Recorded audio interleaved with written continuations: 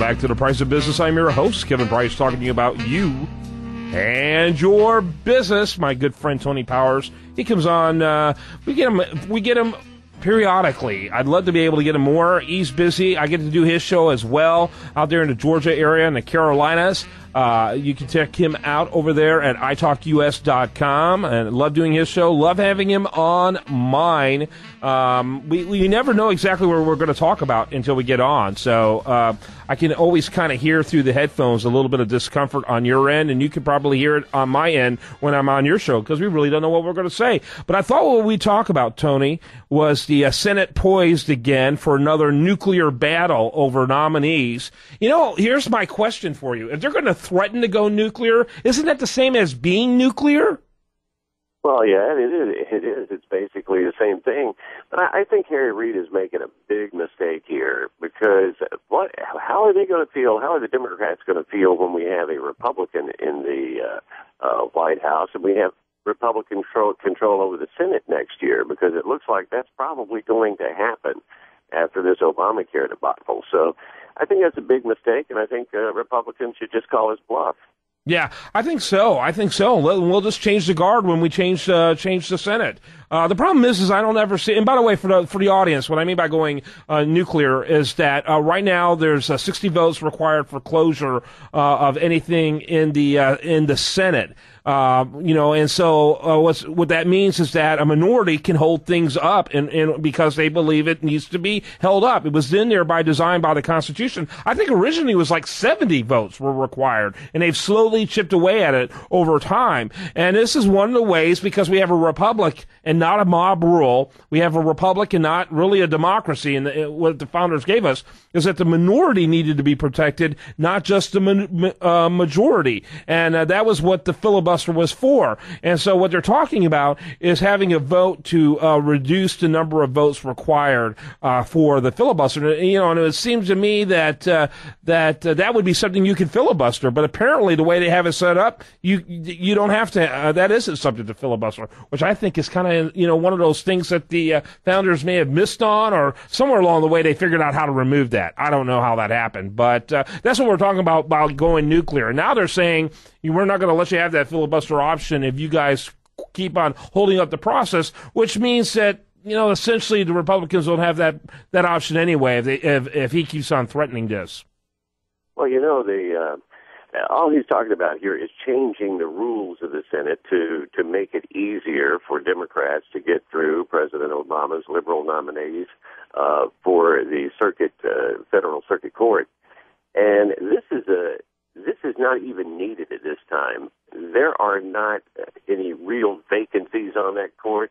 They're trying to fill vacancies that don't really exist, and they just want to stack the court with more liberal, very liberal judges, and these are lifetime appointments, and this is a very important issue. And for the Democrats to say, we're going to just change the rules, which is something they love to do all the time. How do they push through Obamacare? They change the rules. They constantly want to change the rules when the rules don't fit their agenda. And this is something the American people should be up in arms about. They should. Unfortunately, they're too concerned about Thanksgiving and Christmas. And increasingly, we're going to have less to be thankful for if we keep on letting this government act in this sort of way. Well, yeah, it's kind of frightening because Harry Reid, I think he knows that he is not going to be the Senate Majority Leader next year. He wants to get these liberal judges, which will, as I pointed out, they'll be lifetime appointments. He wants to get that through. The Republicans are standing in his way, and he's just going to simply change the rules, or as you pointed out, threaten to change the rules.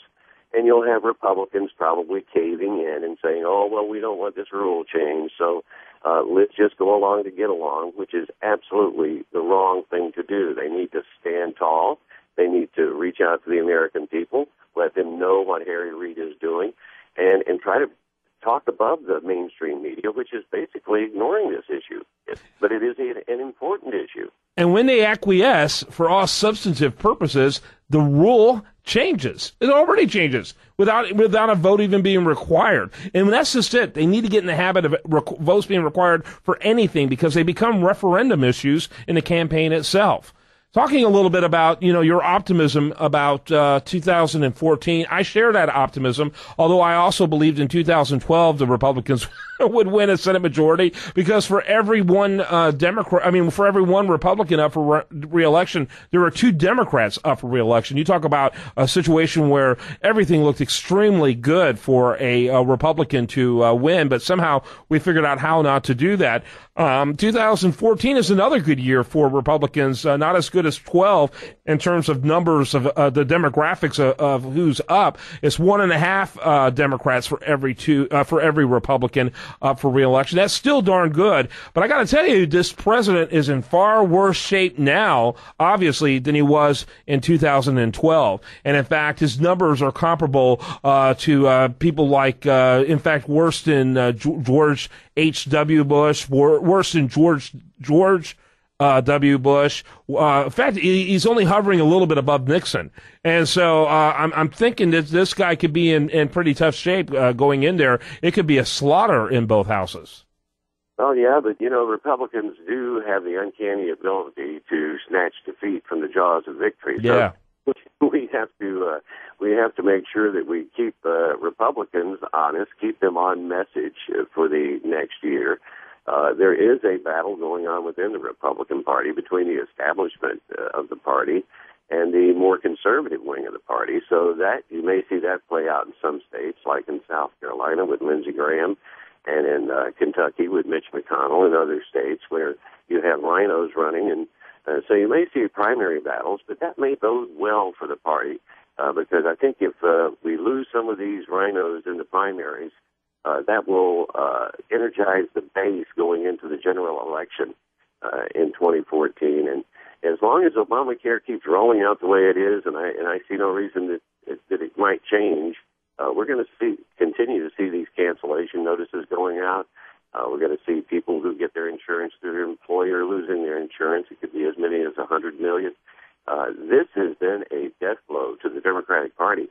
And I don't see how they recover from it between now and next year. But as I said, Republicans do have that uncanny ability to get in a circular firing squad and shoot themselves in the foot. Yeah. Sean Hannity is saying that it may be best that Republicans just do nothing, but watch it implode. There's not much the Democrats can do to revive themselves because of how bad this issue is. I believe that we should make commercials targeting every Democrat that voted for Obamacare and call them liars, just like the president they supported in Obamacare, because if you read the legislation, you knew it was going to have the exact things that have happened happen. Not so much the problem with the internet, but people losing their policies, people being forced to change to more expensive policies. You knew it if you read the bill. So all these Democrats who voted for Obamacare are either liars or too lazy to serve in office because they didn't read the bill. Your thoughts? Oh, well, Nancy Pelosi said you got to pass it before you can know what's in it. And unfortunately for a lot of these Democrats, they apparently did not read the bill. Or if they did, they knew all of this was coming. It's in the Federal Registry. All they had to do was have their staff keep up to date as what was going on up there. So they're either incompetent or they're liars. And either way, I think the voters are going to be angry.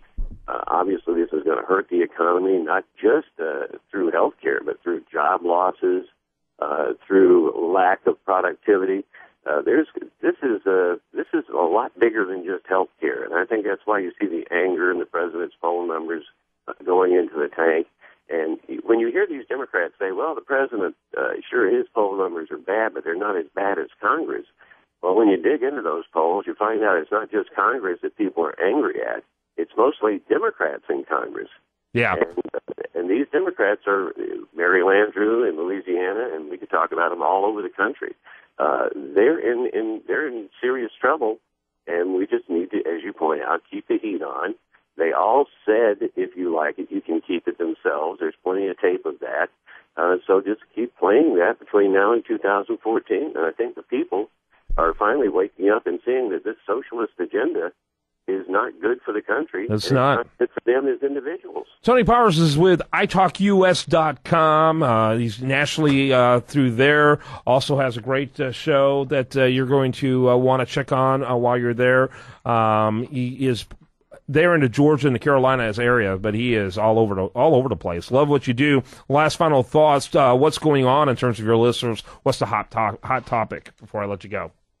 Well, obviously, Obamacare is a big topic right now, but there's a whole lot more. I mean, we have this scandal now that's breaking out. Apparently, the Census Bureau was fudging the numbers last year, right before the election, to make it look like Obama was bringing down the unemployment, when actually that turns out to be a lie.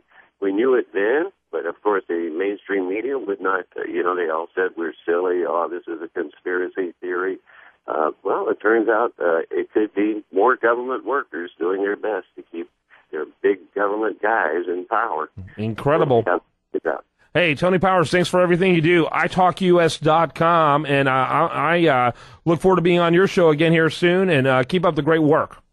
All right, thank you. All right, when we come back, much more for you. Do want to remind you, best content here shows up over there at usdailyreview.com, and this is The Price of Business.